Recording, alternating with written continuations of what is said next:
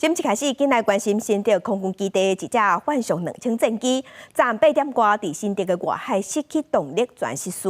飞行机顶的飞官射派粉上尉紧急弹射有逃生，加在伫国防部和海巡全力搜救之下，昨10点外找到人啊，而且意识清楚，赶紧送台中的东综合病院5车分医去治疗。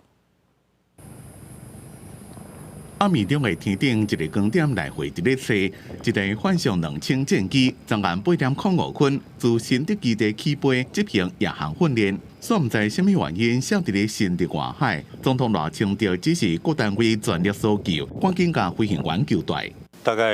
8点47分的时候接到通报，那当时我们的线上巡防艇上午8栋艇已经赶往现场。 那海巡署非常的重视这个案子啊，目前已经派出1舰4艇在全力搜救当中。空军第2联队所属的幻象2000战机单座机编号2047，机顶的飞官是空军官校105年的射派粉上尉，飞行总时速710点钟，伊成功弹射跳伞逃生，不过状况不明。 副航在伫昨暗10点22左右，空军海鸥救援直升机已经找到这位飞官。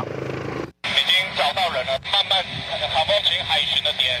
海巡赶快移到我的位置。成功救援射派粉人抑搁正争抢，今仔日透早1点外送回台中港，后送台中东综合病院5车院区接受进一步的检查。除了海委会主委管碧玲伫咧 FB 激动的表示天佑台湾。 行政院长杜英泰也指示国防部调查事故原因，并且适时对外公布。记者综合报道。